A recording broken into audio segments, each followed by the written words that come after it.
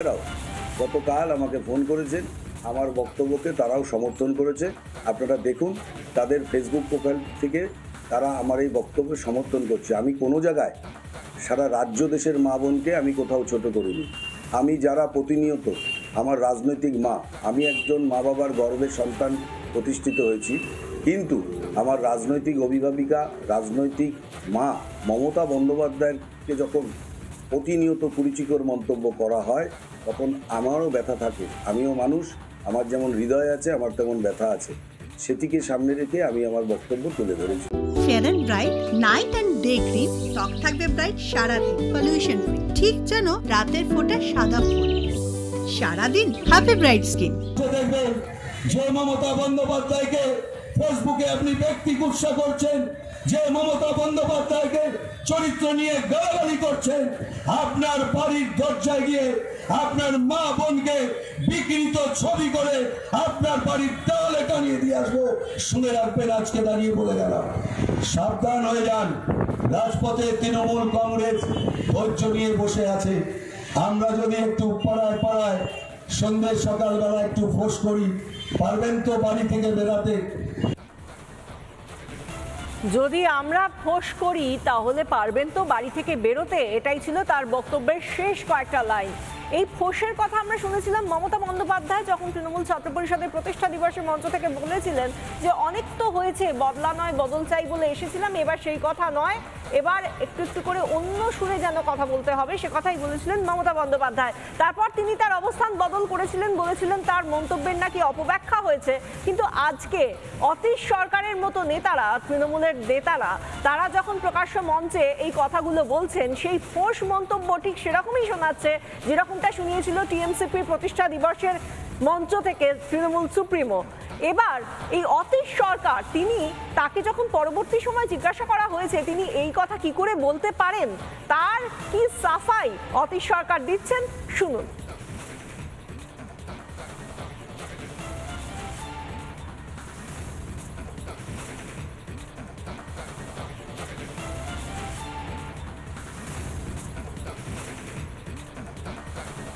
মহিলারাও গতকাল আমাকে ফোন করেছেন, আমার বক্তব্যকে তারাও সমর্থন করেছে। আপনারা দেখুন তাদের ফেসবুক প্রোফাইল থেকে তারা আমার এই বক্তব্য সমর্থন করছে। আমি কোনো জায়গায় সারা রাজ্য দেশের মা বোনকে আমি কোথাও ছোট করিনি।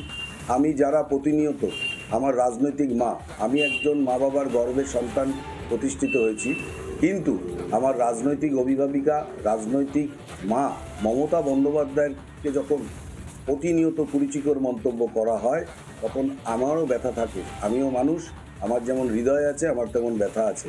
সেটিকে সামনে রেখে আমি আমার বক্তব্য তুলে ধরেছি।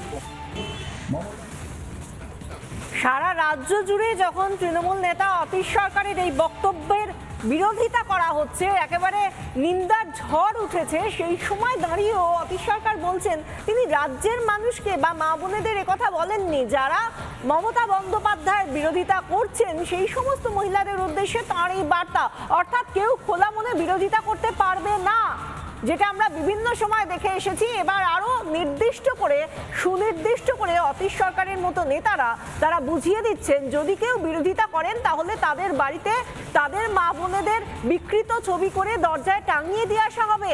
এই হুমকি সর্বসমক্ষে দিচ্ছেন অতীশ সরকারের মতো নেতারা, যেখানে ফোঁস করার কথা বলছেন এবং বলছেন যদি তারা ফোঁস করেন তাদের ধৈর্য যেদিন ভেঙে যাবে, যদি তারা ফোঁস করেন তাহলে তারা বাঁচতে পারবেন তো, চলতে পারবেন তো।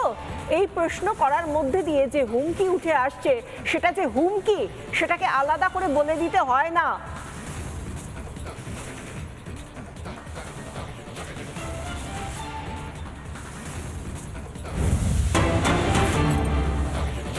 একের পর এক কুরুচিকর আক্রমণ শাসক দলের তরফ থেকে, বিরোধীদের কুরুচিকর আক্রমণ। এবার তৃণমূল সাংসদের বাঁকুড়ার সভা থেকে অশালীন মন্তব্য অরূপ চক্রবর্তীর।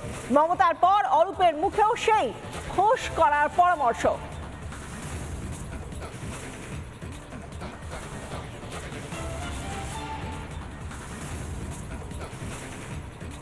ভুল বুঝিয়ে বলছে আমরা 100 দিনের টাকা চাই না, আমরা কন্যাশ্রী চাই না, আমরা 1000 টাকা লক্ষ্মীর ভান্ডার চাই না, আমরা দুর্গা পুজোর টাকা চাই না।